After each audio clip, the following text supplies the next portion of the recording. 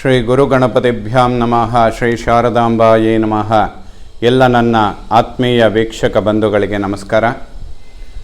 ವೀಕ್ಷಕರೇ, ಕ್ರೋಧಿನಾಮ ಸಂವತ್ಸರ, ದಕ್ಷಿಣಾಯಣ, ವರ್ಷ ಋತು, ಶ್ರಾವಣ ಮಾಸ, ಆಗಸ್ಟ್ ತಿಂಗಳ ಮಾಸ ಭವಿಷ್ಯವನ್ನು ತಿಳ್ಕೊಳ್ಳುವ ಪ್ರಯತ್ನ ಮಾಡೋಣ. ಈ ಆಗಸ್ಟ್ ತಿಂಗಳಿಂದ ಶ್ರಾವಣ ಮಾಸ ಅನ್ನುವಂಥದ್ದೇನು ಪ್ರಾರಂಭ ಆಗುತ್ತೆ.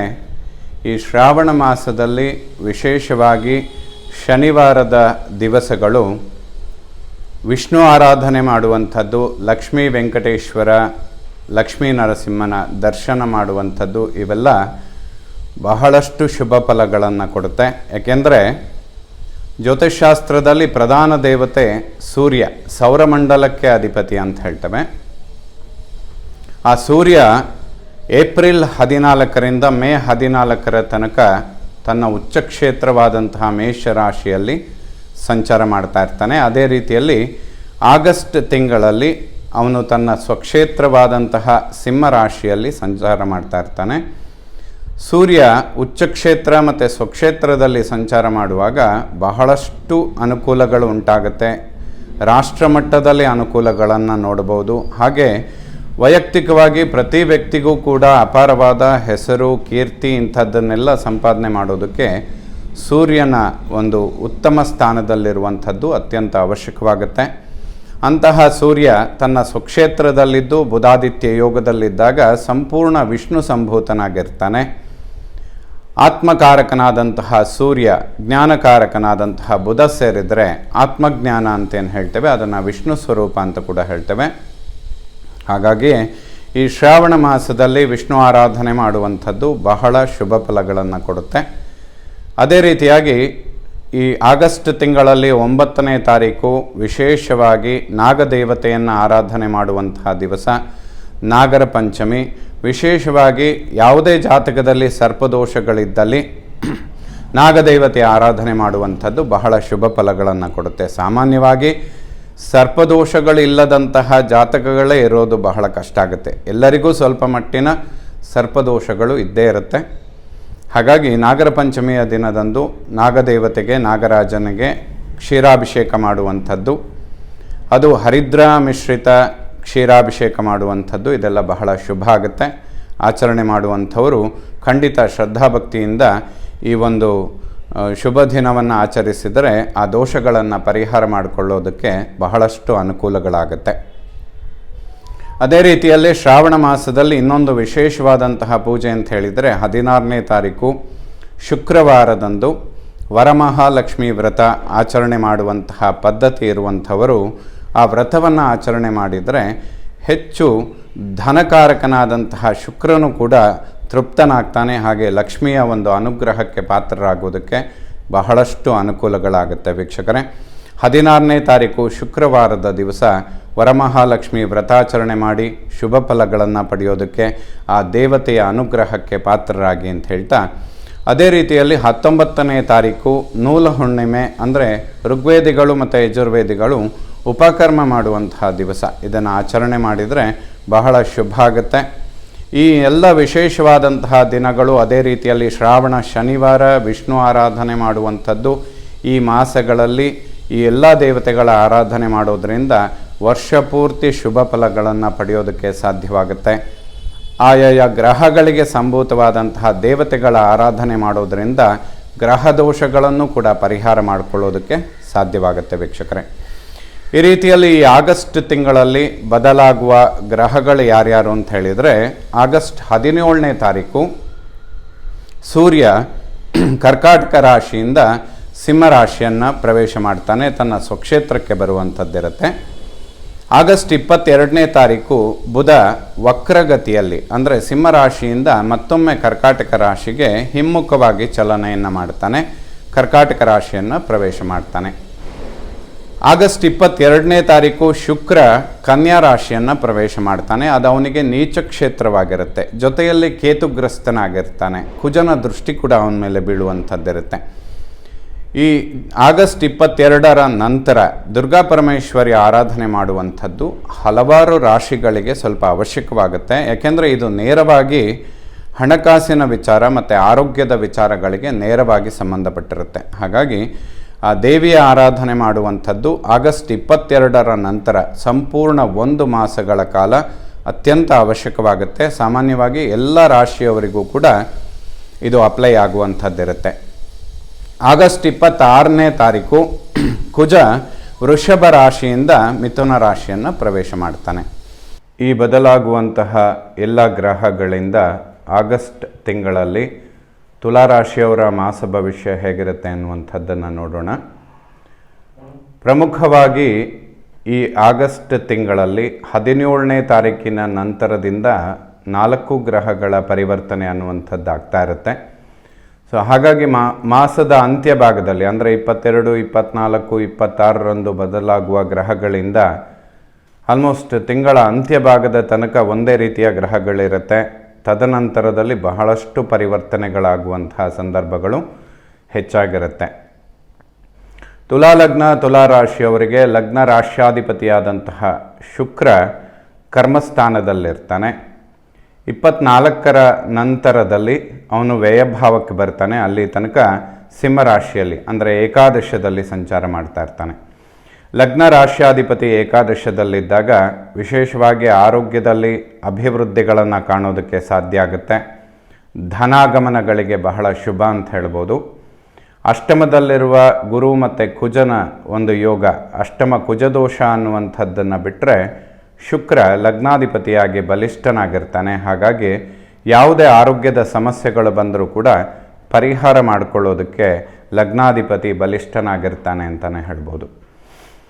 ವಿಶೇಷವಾಗಿ ಈ ತಿಂಗಳ 24ರ ನಂತರ ಶುಕ್ರ ವ್ಯಯಭಾವಕ್ಕೆ ಬಂದು ಕೇತುಗ್ರಸ್ತನಾಗುವಂತಹ ಸಂದರ್ಭ. ಆ ಸಮಯದಲ್ಲಿ ಕುಜನು ಕೂಡ 26ನೇ ತಾರೀಕು ಮಿಥುನ ರಾಶಿಯನ್ನು ಪ್ರವೇಶ ಮಾಡ್ತಾನೆ. ಕುಜನ ದೃಷ್ಟಿ ಅನ್ನುವಂಥದ್ದು ಶುಕ್ರ ಮತ್ತು ಕೇತುವಿನ ಮೇಲೆ ಬೀಳ್ತಾ ಇರುತ್ತೆ. ಅದೇ ರೀತಿಯಾಗಿ ಗುರುದೃಷ್ಟಿ ಕೂಡ ಶುಕ್ರ ಮತ್ತು ಕೇತುವಿನ ಮೇಲಿರುತ್ತೆ. ಹಾಗಾಗಿ ಗುರುವಿನ ಆರಾಧನೆ ಮಾಡುವಂಥದ್ದು ಅಥವಾ ಗುರುಗಳಿಗೆ ಸಂಬಂಧಪಟ್ಟಂತಹ ಸ್ತೋತ್ರಗಳನ್ನು ಪಠನೆ ಮಾಡುವಂಥದ್ದು ಆರೋಗ್ಯದ ದೃಷ್ಟಿಯಿಂದ ಅತ್ಯಂತ ಅವಶ್ಯಕವಾಗುತ್ತೆ. ತುಲಾ ಲಗ್ನ ತುಲಾ ರಾಶಿಯವರಿಗೆ ಇನ್ನೊಂದೆರಡು ಮಾಸಗಳ ಕಾಲ ಈ ಪರಿಹಾರಗಳನ್ನು ಮಾಡಿಕೊಳ್ಬೇಕು. ಜೊತೆಗೆ ದುರ್ಗಾ ಪರಮೇಶ್ವರಿಗೆ ಸಂಬಂಧಪಟ್ಟಂತಹ ಸ್ತೋತ್ರಗಳನ್ನು ಪಠನೆ ಮಾಡುವಂಥದ್ದು ಆರೋಗ್ಯದ ದೃಷ್ಟಿಯಿಂದ ಅತ್ಯಂತ ಅವಶ್ಯಕವಾಗುತ್ತೆ ವೀಕ್ಷಕರೇ. ದ್ವಿತೀಯ ಭಾವವನ್ನು ವಾಕ್ಯ ಧನ ದಾಂಪತ್ಯ ಬಂಧು ಅನ್ನುವಂತಹ ಸ್ಥಾನ. ದ್ವಿತೀಯಾಧಿಪತಿ ಕುಜ ಅಷ್ಟಮದಲ್ಲಿದ್ದು ವಾಕ್ಸ್ಥಾನವನ್ನು ನೋಡ್ತಾನೆ. ವಾಕ್ಯಗಳಿಂದ ನಿಷ್ಠುರಗಳಾಗುವಂಥದ್ದು, ಕುಟುಂಬದಲ್ಲಿ ಕಲಹ, ಅನವಶ್ಯಕವಾಗಿ ಸಣ್ಣ ಪುಟ್ಟ ವಿಚಾರಗಳು ಕೂಡ ಸ್ವಲ್ಪ ನಿಷ್ಠುರಗಳಿಗೆ ತಂದುಬಿಡುತ್ತೆ. ಹಾಗೆ ಅದರಿಂದ ವ್ಯಾವಹಾರಿಕ ಉದ್ಯೋಗ ಕ್ಷೇತ್ರಕ್ಕೂ ಕೂಡ ಅದು ಸಂಬಂಧಪಡುತ್ತೆ. ಧನಹಾನಿ ಆಗುವಂಥದ್ದು ಅಂದರೆ ಅನಿರೀಕ್ಷಿತವಾಗಿ ಧನವ್ಯಯಗಳಾಗೋದಕ್ಕೆ ಅಷ್ಟಮ ಕುಜದೋಷ ತುಲಾರಾಶಿಯವರಿಗೆ ಸ್ವಲ್ಪ ಕಾರಣವಾಗುತ್ತೆ. ನೋಡಿ, ಆಗಸ್ಟ್ ತಿಂಗಳಲ್ಲಿ ಆಲ್ಮೋಸ್ಟ್ ತುಲಾರಾಶಿಯವರಿಗೆ ಪಂಚಮ ಶನಿಯ ಪ್ರಭಾವಗಳು 1.5 ವರ್ಷದಿಂದ ಇದೆ. ಅದರಲ್ಲೂ ಕೂಡ ಈಗ ಶನಿ ವಕ್ರನಾಗಿ ಸಂಚಾರ ಮಾಡ್ತಾ ಇರ್ತಾನೆ. ಇದರಿಂದ ಆರೋಗ್ಯದ ಮೇಲೆ ಪ್ರಭಾವಗಳು ಅಥವಾ ಸ್ವಲ್ಪ ಟೆನ್ಷನ್ ಅನ್ನೋದನ್ನು ಶನಿ ಕೊಡ್ತಾನೆ ಬರ್ತಾನೆ. ಅಷ್ಟಮದಲ್ಲಿ ಕುಜ ಇದ್ದಾಗ ಕುಜನಿಗೂ ಕೂಡ ಅವಕಾಶಗಳು ಹೆಚ್ಚಾಗಿಯೇ ಸಿಗುತ್ತೆ ಸ್ವಲ್ಪ ಸಮಸ್ಯೆಗಳನ್ನು ಸೃಷ್ಟಿ ಮಾಡೋದಕ್ಕೆ. ಈ ಮಾಸದ ಅಂತ್ಯ ಭಾಗದಲ್ಲಿ ಶುಕ್ರನು ಕೂಡ ವ್ಯಯಭಾವದಲ್ಲಿ ನೀಚನಾಗಿ ಕೂತ್ಕೊಳ್ತಾನೆ. ಈ 3 ಗ್ರಹ ಸ್ಥಿತಿಗಳು ತುಲಾ ಲಗ್ನ ತುಲಾ ರಾಶಿಯವರಿಗೆ ಆರೋಗ್ಯದ ವಿಚಾರಗಳಿಗೆ ನೇರವಾಗಿ ಸಂಬಂಧಪಟ್ಟಿರುತ್ತೆ. ಇದಕ್ಕೆ ಪರಿಹಾರಾರ್ಥವಾಗಿ ಶನಿ ಸಂಬಂಧವಾಗಿ ದೋಷ ಪರಿಹಾರ ಮಾಡಿಕೊಳ್ಳೋದಕ್ಕೆ ಆಂಜನೇಯನ ಸ್ತೋತ್ರಗಳನ್ನು ಕೇಳುವಂಥದ್ದು ಇದೆಲ್ಲ ಬಹಳ ಶುಭ. ಇದಿನ್ನೂ 1 ವರ್ಷಗಳ ಕಾಲ ಅವಶ್ಯಕವಾಗುತ್ತೆ.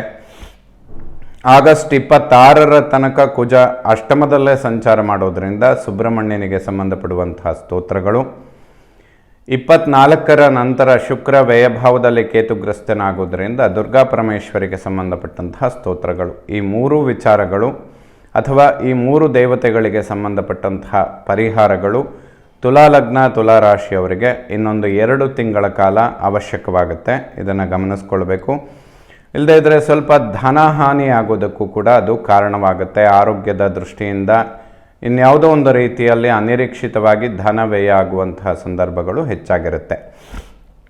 3ನೇ ಮನೆಯನ್ನು ಒಡಹುಟ್ಟು ಸೋದರ ಪರಾಕ್ರಮ ಸ್ಥಾನ ಅಂತ ಹೇಳ್ತೇವೆ. 3ರ ಅಧಿಪತಿಯಾದಂತಹ ಗುರು ಅಷ್ಟಮದಲ್ಲಿದ್ದಾನೆ. ಭ್ರಾತೃಕಾರಕ ಕುಜನು ಕೂಡ ಅಷ್ಟಮದಲ್ಲೇ ಸಂಚಾರ ಮಾಡ್ತಾ ಇರ್ತಾನೆ. ಒಡಹುಟ್ಟುಗಳಲ್ಲಿ ಅಣ್ಣ ತಮ್ಮಂದರಿಗೆ ಸ್ವಲ್ಪ ಆರೋಗ್ಯದ ಸಮಸ್ಯೆಗಳಾಗೋದಕ್ಕೆ ಕಾರಣವಾಗುತ್ತೆ. ಅದೇ ರೀತಿಯಾಗಿ ಸೋದರಿ ಕಾರಕನಾದಂತಹ ಬುಧ ಏಕಾದಶದಲ್ಲಿರೋದ್ರಿಂದ ಒಡಹುಟ್ಟುಗಳಲ್ಲಿ ಸೋದರಿಯರ ನಡುವೆ ಮೈತ್ರಿ ವಾತ್ಸಲ್ಯ ಚೆನ್ನಾಗಿರುತ್ತೆ, ಯಾವುದೇ ಸಮಸ್ಯೆಗಳಿರೋದಿಲ್ಲ.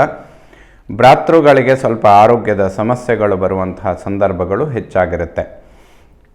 ಯಾವುದಾದ್ರೂ ಬ್ಯಾಂಕ್ ಲೋನ್ ಇಂಥದ್ದನ್ನು ಎಕ್ಸ್ಪೆಕ್ಟ್ ಮಾಡ್ತಾ ಇದ್ದರೆ ಸ್ವಲ್ಪ ವಿಳಂಬ ಆಗುವಂತಹ ಸಂದರ್ಭಗಳು ಜಾಸ್ತಿ ಇರುತ್ತೆ. ತುಲಾರಾಶಿಯವರಿಗೆ ಇನ್ನೊಂದು 2-3 ತಿಂಗಳ ಕಾಲ ಸ್ವಲ್ಪ ಹಣಕಾಸಿನ ವಿಚಾರದಲ್ಲಿ ಮುಗ್ಗಟ್ಟುಗಳನ್ನು ನೋಡುವಂತಹ ಸಂದರ್ಭಗಳಿರುತ್ತೆ.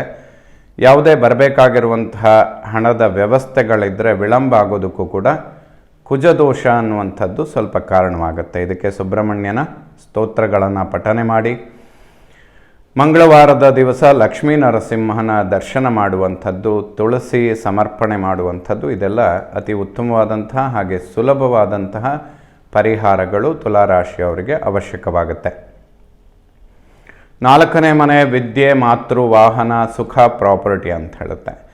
4ರ ಅಧಿಪತಿಯಾದಂತಹ ಶನಿ ಪಂಚಮದಲ್ಲಿ ಸಂಚಾರ ಮಾಡ್ತಾ ಇರ್ತಾನೆ. ಆ ಶನಿ ಮಹಾತ್ಮನ ದೃಷ್ಟಿ ಕುಟುಂಬ ವಾಕ್ಸ್ಥಾನದ ಮೇಲೆ ಹಾಗೆ ಧನಸ್ಥಾನದ ಮೇಲೂ ಕೂಡ ಬೀಳ್ತಾ ಇರುತ್ತೆ. ಸೊ ವಾಹನ ಚಾಲನೆ ಮಾಡುವಂತಹ ವಿಚಾರಗಳಲ್ಲಿ ಸ್ವಲ್ಪ ಮುನ್ನೆಚ್ಚರಿಕೆ ಬೇಕು. ಟೆನ್ಷನ್ಗಳಲ್ಲಿ ವಾಹನ ಚಾಲನೆ ಮಾಡುವಂಥದ್ದು ಇದೆಲ್ಲ ಈ ಮಾಸಗಳಲ್ಲಿ ತುಲಾರಾಶಿಯವರಿಗೆ ಅಷ್ಟು ಸೂಕ್ತ ಅಲ್ಲ. ಏಕೆಂದರೆ ಅಷ್ಟಮದಲ್ಲಿ 2 ಗ್ರಹಗಳ ಸಂಚಾರ ಆಗ್ತಾ ಇರುತ್ತೆ, ಗುರು ಮತ್ತು ಕುಜ.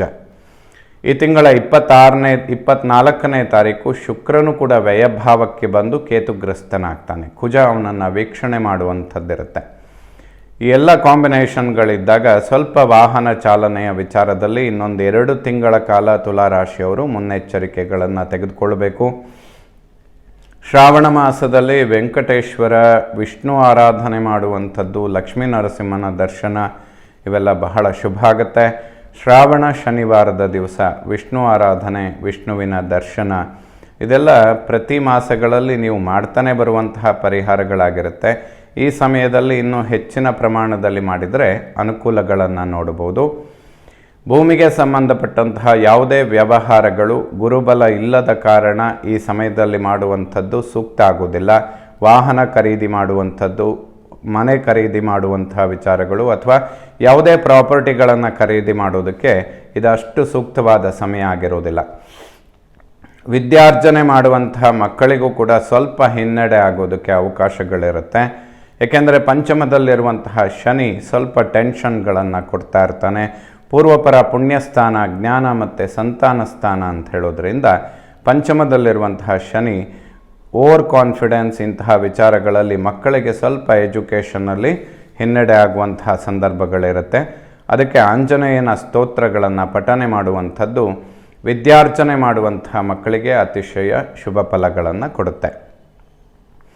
5ನೇ ಮನೆಯನ್ನು ಜ್ಞಾನ, ಸಂತಾನ, ಪೂರ್ವಪರ ಪುಣ್ಯ ಅಂತ ಹೇಳುತ್ತೆ. ಪಂಚಮದಲ್ಲಿ ಶನಿ ಸಂಚಾರ, ಪಂಚಮಾರಿಷ್ಟ ಅಂತ ಹೇಳ್ತಾರೆ. ಪಂಚಮದಲ್ಲಿ ಪಾಪಗ್ರಹಗಳಿದ್ದರೆ ಅರಿಷ್ಟ ಅಂತ ಹೇಳುವಂಥದ್ದು. ಯಾಕೆಂದರೆ ಅದನ್ನು ಒಂದು ಪೂರ್ವಪರ ಪುಣ್ಯಸ್ಥಾನ ಅಂತ ಕೂಡ ಹೇಳ್ತೇವೆ. ಉತ್ತಮವಾದಂತಹ ಜ್ಞಾನ, ಒಂದು ಉತ್ತಮವಾದಂತಹ ಸಂತಾನ ಪಡಿಬೇಕಾದರೆ ಪೂರ್ವಜನ್ಮದ ಪುಣ್ಯ ಇರಬೇಕು ಅಂತ. ಅಂತಹ ಪುಣ್ಯಸ್ಥಾನದಲ್ಲಿ ಪಾಪಗ್ರಹಗಳ ಸಂಚಾರ ಆಗುವಾಗ ಟೆನ್ಷನ್ ಅನ್ನೋದು ಸ್ವಲ್ಪ ಜಾಸ್ತಿ ಇರುತ್ತೆ. ಅದಕ್ಕೆ ಆಂಜನೇಯನ ದರ್ಶನ ಮಾಡಿ ಈಶ್ವರನಿಗೆ ರುದ್ರಾಭಿಷೇಕ ಅಥವಾ ಭಸ್ಮಾರ್ಚನೆ ಇವೆಲ್ಲ ಬಹಳ ಶುಭ ಫಲಗಳನ್ನು ಕೊಡುತ್ತೆ. ಇವೆಲ್ಲ ಇನ್ನೂ 1 ವರ್ಷಗಳ ಕಾಲ, ಆಲ್ಮೋಸ್ಟ್ 8-9 ತಿಂಗಳು. ಪಂಚಮ ಶನಿಯ ಬಿಡುಗಡೆ ಆಗುವ ಸಮಯಕ್ಕೆ ಗುರುಬಲ ಕೂಡ ಪ್ರಾರಂಭ ಆಗುತ್ತೆ. ತುಲಾರಾಶಿಯವರಿಗೆ ಮುಂದೆ ಬರುವಂತಹ ದಿನಗಳು ಬಹಳ ಶುಭ ಫಲಗಳನ್ನು ಕೊಡುತ್ತೆ. ಸ್ವಲ್ಪ ಈ 1-2-3 ಮಾಸಗಳು ಜಾಸ್ತಿ ಟೆನ್ಷನ್ ಕೊಡೋದಕ್ಕೆ ಅದು ಕಾರಣವಾಗುತ್ತೆ ವೀಕ್ಷಕರೇ. 6ನೇ ಮನೆಯನ್ನು ಶತ್ರು, ಋಣ, ರೋಗ ಸ್ಥಾನ. ಷಷ್ಠದಲ್ಲಿ ರಾಹುವಿನ ಸಂಚಾರ. ಯಾವುದೇ ಶತ್ರು ಬಾಧೆಗಳಿರೋದಿಲ್ಲ, ಶತ್ರು ಧ್ವಂಸವಾಗುತ್ತೆ ಅಂತ ಹೇಳುತ್ತೆ. ಪಾಪಗ್ರಹಗಳಿಗೆ 6ನೇ ಮನೆ ಬಹಳ ಶುಭ ಅಂತ ಹೇಳ್ತೇವೆ. ಈ ನಾಗರ ಪಂಚಮಿ ಇಂತಹ ವಿಶೇಷ ದಿನಗಳಲ್ಲಿ ನಾಗಾರಾಧನೆ ಮಾಡುವಂಥದ್ದು ಇನ್ನೂ ಹೆಚ್ಚಿನ ಫಲಗಳನ್ನು ಪಡೆಯೋದಕ್ಕೆ ಸಾಧ್ಯವಾಗುತ್ತೆ. ಇದನ್ನು ಗಮನಿಸ್ಕೊಳ್ಬೇಕು. 7ನೇ ಮನೆಯನ್ನು ಮಾಂಗಲ್ಯ, ವಿವಾಹ, ದಾಂಪತ್ಯ. ದ್ವಿತೀಯ ಸಪ್ತಮಾಧಿಪತಿಯಾದಂತಹ ಕುಜ ಅಷ್ಟಮದಲ್ಲಿದ್ದಾಗ ದಾಂಪತ್ಯ ಜೀವನದಲ್ಲಿ ಸಣ್ಣ ಪುಟ್ಟ ವಿರಸಗಳಿಗೆ ಕಾರಣವಾಗುತ್ತೆ. ಹಾಗೆ ಆರೋಗ್ಯದಲ್ಲೂ ಕೂಡ ವ್ಯತ್ಯಾಸಗಳಾಗೋದಕ್ಕೆ ತುಂಬ ಅವಕಾಶಗಳಿರುತ್ತೆ. ಲಕ್ಷ್ಮೀ ನರಸಿಂಹನ ದರ್ಶನ ಮಾಡುವಂಥದ್ದು ಖಂಡಿತ ಶುಭ ಫಲ. ಮಂಗಳವಾರದ ದಿವಸ ಲಕ್ಷ್ಮೀ ನರಸಿಂಹನ ದರ್ಶನ ಮಾಡಿ ತುಳಸಿಯನ್ನು ಸಮರ್ಪಣೆ ಮಾಡೋದರಿಂದ ದಂಪತಿಗಳಲ್ಲಿ ಆರೋಗ್ಯದ ಅಭಿವೃದ್ಧಿಗಳನ್ನು ಖಂಡಿತವಾಗಲೂ ನಿರೀಕ್ಷೆ ಮಾಡ್ಬೋದು. ಇದು ಈ ಮಾಸದ ಆಗಸ್ಟ್ ತಿಂಗಳ 26ನೇ ತಾರೀಕಿನ ತನಕ ಕುಜ ಅಷ್ಟಮದಲ್ಲಿರ್ತಾನೆ. ಈ ಸಮಯದಲ್ಲಿ ಸಣ್ಣ ಪುಟ್ಟ ಪರಿಹಾರಗಳನ್ನು ಮಾಡಿಕೊಳ್ಳೋದ್ರಿಂದ ಯಾವುದಾದ್ರೂ ದೊಡ್ಡ ಪ್ರಮಾಣದ ಸಮಸ್ಯೆಗಳು ಬರುವಂಥದ್ದಿದ್ದರೂ ಕೂಡ ಪರಿಹಾರ ಮಾಡಿಕೊಳ್ಳೋದಕ್ಕೆ ಖಂಡಿತ ಸಾಧ್ಯವಾಗುತ್ತೆ. ಅಷ್ಟಮ ಭಾವವನ್ನು ಮೃತ್ಯುಸ್ಥಾನ, ಗೌಪ್ಯ, ರಂಧ್ರಸ್ಥಾನ ಅಂತ ಹೇಳ್ತೇವೆ. ಷಷ್ಠಾಧಿಪತಿ ಗುರು ಅಷ್ಟಮದಲ್ಲಿ ಸಂಚಾರ ಮಾಡ್ತಾ ಇರ್ತಾನೆ. ಒಂದು ಕಡೆಯಿಂದ ಸಮಸ್ಯೆಗಳಾದರೂ ಕೂಡ ಗುರು ಅದರಿಂದ ಅನುಕೂಲ ಆಗುವಂತಹ ಸ್ಥಿತಿಗಳನ್ನೇ ಸೃಷ್ಟಿ ಮಾಡ್ತಾನೆ. ಯಾಕೆಂತ ಹೇಳಿದರೆ negative house lord in another negative, ವಿಪರೀತ ರಾಜಯೋಗ ಅಂತ ಹೇಳ್ತಾರೆ. 3, 6ರ ಅಧಿಪತಿಯಾದಂತಹ ಗುರು ಅಷ್ಟಮದಲ್ಲಿರುವಂಥದ್ದು.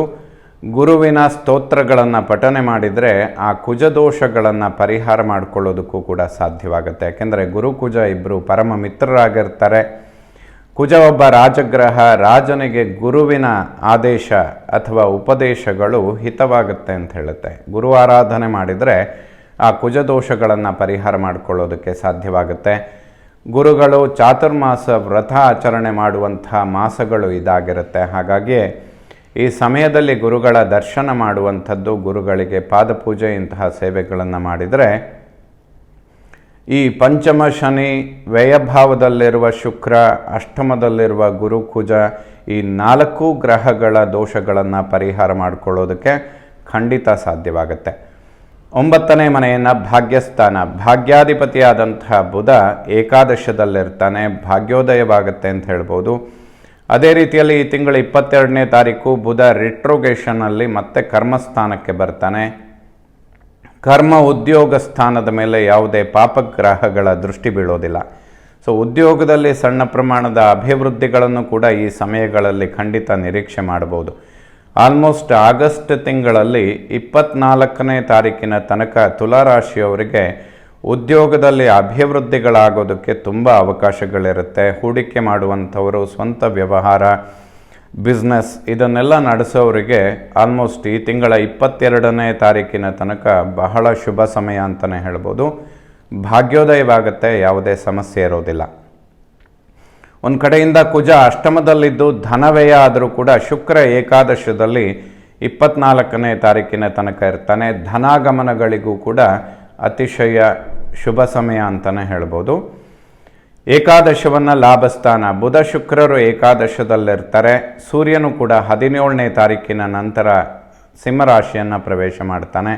ಶನಿ ದೃಷ್ಟಿ ಬೀಳ್ತಾ ಇರುತ್ತೆ. ಆಲ್ಮೋಸ್ಟ್ ಲಾಭಸ್ಥಾನದ ಮೇಲೆ 4 ಗ್ರಹಗಳ ಸಂಬಂಧ ಇರುತ್ತೆ.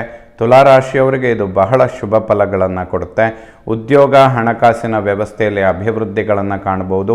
ಧನ ವ್ಯಯ ಆಗೋದಕ್ಕೆ ಕುಜ ಕಾರಣನಾದರೂ ಕೂಡ ಉಳಿದ 4 ಗ್ರಹಗಳು ಲಾಭಸ್ಥಾನವನ್ನು ವೀಕ್ಷಣೆ ಮಾಡೋದ್ರಿಂದ ಲಾಭ ಅಥವಾ ಧನಾಗಮನಗಳಿಗೆ ಬಹಳ ಶುಭ ಸಮಯ ಅಂತ ಹೇಳ್ಬೋದು. ವ್ಯಯಭಾವವನ್ನು ಮೋಕ್ಷಸ್ಥಾನ, ಕೇತು ವ್ಯಯದಲ್ಲಿದ್ದಾನೆ, ಅವನ ಮೇಲೆ ಗುರುದೃಷ್ಟಿ ಕೂಡ ಬೀಳ್ತಾ ಇರುತ್ತೆ. ಮೋಕ್ಷಕಾರಕನಾದಂತಹ ಕೇತು 12ನೇ ಮನೆಯಲ್ಲಿದ್ದು ಗುರುದೃಷ್ಟಿ ಬಿದ್ದರೆ ಬಹಳ ಶುಭ. ಪುಣ್ಯ ಸಂಪಾದನೆ ಮಾಡುವಂಥದ್ದು, ಗುರುಗಳ ದರ್ಶನ, ಗುರುಗಳ ಒಂದು ಪಾದಪೂಜೆ, ಇಂತಹ ಸೇವೆಗಳು ಈ ಸಮಯದಲ್ಲಿ ತುಲಾರಾಶಿಯವರಿಗೆ ಬಹಳಷ್ಟು ಅಭಿವೃದ್ಧಿಗಳನ್ನು ಕಾಣೋದಕ್ಕೆ ಸಾಧ್ಯ. ಏಕೆಂದರೆ ಈ ಮಾಸಗಳಲ್ಲಿ ಈಗ ಪಂಚಮ ಶನಿ, ಅಷ್ಟಮದಲ್ಲಿ ಗುರು ಇರುವಾಗ ಇವೆಲ್ಲ 1.5-2 ವರ್ಷಗಳ ಕಾಲ ಕಂಟಿನ್ಯೂಸ್ ಆಗಿ ನಡೀತಾ ಇರುತ್ತೆ.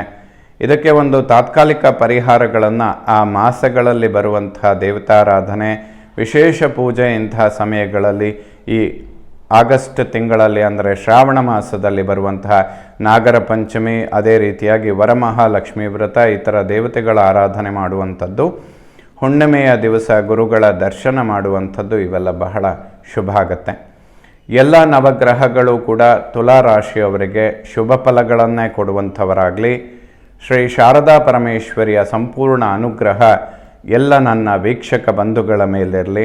ಶುಭವಾಗಲಿ ವೀಕ್ಷಕರೇ.